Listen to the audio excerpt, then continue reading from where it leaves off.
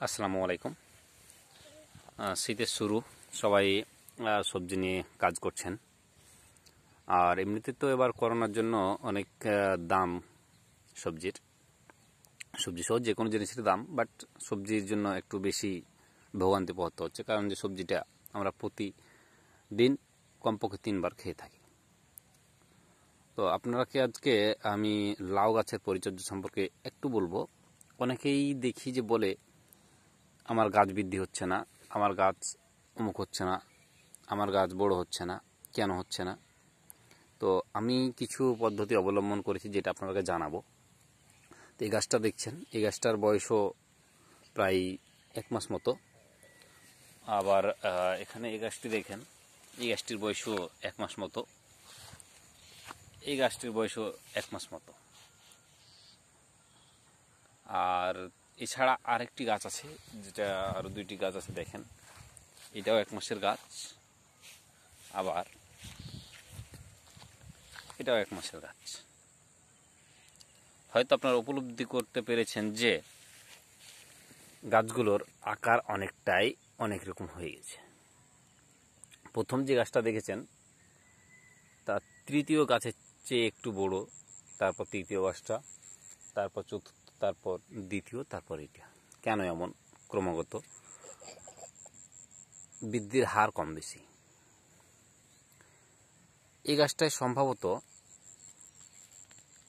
যদি মনে করেন যে জৈব সারের ঘাটতি, তবে বলবো যে হ্যাঁ, জৈব সারের ঘাটতি ছিল কিছু। এছাড়াও এই গাছটির প্রধান যে সমস্যা, সবচেয়ে বড় সমস্যা, সেটা হচ্ছে বীজে। এই গাছটার বীজে কোনো রোগ ছিল, যার কারণে গাছটি সবল হয়নি। হয়তো চারা অবস্থায় দেখতে মনে হয়েছে যে সবল, কিন্তু পরে সে আসলেই মাটি থেকে তার খাদ্যটা সংগ্রহ করতে ব্যর্থ। সুতরাং সে ছোট হয়ে গেছে, পাতাটা হলুদ হয়ে গেছে। এখানে যদি আমি কিছু পটাশ সার দিতাম, তাহলে হয়তো গাছটা একটু হলেও বাড়ত। কোনো গাছে কিন্তু আমার জৈব ছাড়া রাসায়নিক সার দেওয়া নেই। তারপর দেখেন ওগুলো কত ভালো বড় হয়েছে, এবং এটা একদম লুজ হয়ে গেছে। এর প্রধান কারণ হচ্ছে এর গাছের বীজের সমস্যা। ভালো বীজ না হলে ভালো একটা গাছ হবে না। সো এই যে গাছটা দেখছেন, এই গাছটার বীজটাতেই সমস্যা ছিল। সুতরাং এই গাছটা যতই পরিচর্যা করেন, পরিচর্যা যদি ওই গাছগুলোতে করেন, তো সবসময় ডবল থাকবে। তারপরে যদি এই গাছটাতে জৈব এবং পটাশ, বোরন দেওয়া যেত, তাহলে হয়তো ফল পাওয়া যেত। কিন্তু এটাতে এখন আপাতত ফলের কোনো সম্ভাবনা নেই। গাছটা বড় হবে, তারপর পাতা কুঁকড়ে যাবে, খুব বেশি বড় হবে না, গাছটা এরকম হয়ে থাকবে। এটা থেকে খুব বেশি ফল পাওয়া যাবে না, হয়তো 1টা বা 2টা ছোট ছোট ফল পাওয়া যাবে। পটাশের অভাবে হয়তো ফলগুলো বৃদ্ধি পাবে না। আর আপনারা এই গাছগুলো যদি দেখেন, এগুলো তো এগুলোতে অনেক দ্রুত বাড়বে। এই গাছটাতে কিন্তু জৈব সারটা দেওয়া হয়েছে পরে। আপনারা দেখছেন অল্প কিছু জৈব সার পড়ে আছে। এগুলো জৈব সার সরাসরি পচা গোবর না, এগুলো হচ্ছে আপনার ট্রাইকো কম্পোস্ট দেওয়া আছে। ট্রাইকো কম্পোস্ট, যেটা গোবর চেয়ে কয়েক গুণ বেশি জৈব পদার্থ আছে। তো এই গাছগুলোতে জৈব সার দেওয়া আছে। আর যেটা আমি প্রথমেই দেখিয়েছি গাছটা, এটা হচ্ছে তৃতীয় গাছ, এটাতেও জৈব সার দেওয়া হয়েছে পরে। কিন্তু এই যে এই গাছটা দেখেন, এই গাছটাতে জৈব সার দেওয়া হয়েছে পরে, কিন্তু এই গাছটা বাড়ো তো কম। এটা হচ্ছে আপনার যেটাকে বলি আমরা লাল কুমড়া আমরা বলে থাকি, ওইটা হচ্ছে। আর ওটা হচ্ছে কদু, যেটাকে লাউ বলে থাকি। তো এই গাছটা যে আমি বলবো, এই গাছটাতে আমি সর্বপ্রথম 1 ফিট বাই 1 ফিট গর্ত করেছিলাম। গর্ত করে সেখানে জৈব সার মিশিয়েছিলাম গাছটা লাগানোর কয়েকদিন আগে। তো যার কারণে এই গাছটাতে একটু বৃদ্ধি বেশি হয়েছে।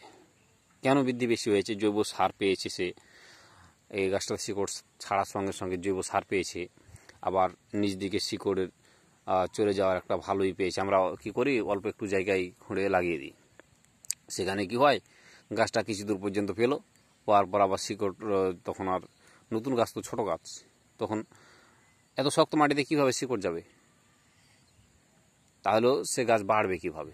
একটু আপনারা গাছকে সাহায্য করুন, গাছ আপনাকে অনেক কিছু দেবে। যদি বলে থাকেন যে না ওগুলা লাল কুমড়া আর ওটা কদু, সে সরি লাউ, সেই জন্য বাড়ছে কম, তো এটাও দেখেন, এটাও কিন্তু লাউ, এটাও লাউ। এই গাছটার বীজের সমস্যা ছিল, আমি হয়তো দেখতে পাইনি, কিংবা চারাটা আমার না, বাজার থেকে কিনা ভালো চারা তখন দেখে লাগছিল, বাট এ গাছের বীজের সমস্যা ছিল, যেটা বীজ যারা বপন করেছে তারা বুঝতে পারেনি। বীজের সমস্যা থাকলে তারা বুঝতে পারেন। ভালো একটা ফল থেকে ভালো বীজ পাওয়া যাবে। এখন যদি আপনি সব ফল থেকে বীজ সংগ্রহ করেন তাহলে তো ভালো ফল পাবেন না। তো এই গাছগুলোতে যদি জৈব রাসায়নিক একটু ভালোভাবে লাগিয়ে দেন তাহলে আপাতত কিছু ফল পাওয়া যাবে, কিন্তু খুব বেশি ফল পাওয়া যাবে না। আপনাকে আগামী ভিডিওতে একটা গাছ দেখাবো, একটা গাছ কুমড়া গাছ, সেই গাছটাতে দেখবেন যে কি অবস্থা। সারা বছর কুমড়া খেয়েছি, এক বছর পাড়া প্রতিবেশী সবাইকে দিয়ে, সবাই তো হতবাক যে একটা গাছে এত কুমড়া হয় কিভাবে। তো সেই ভিডিওটা আপনাকে দেখাবো যে কীভাবে এখনও পর্যন্ত 8 মাস বয়স হয়ে গেলো, এখনও পর্যন্ত গাছটা আছে এবং কুমড়া দিয়েই যাচ্ছে। কমপক্ষে 300 কুমড়া সে গাছটা থেকে উঠিয়েছে, 300 কমপক্ষে, আমি সত্যি বলছি 300 কুমড়া। তো আজকের মতো বিদায় নিচ্ছি, সবাইকে ধন্যবাদ।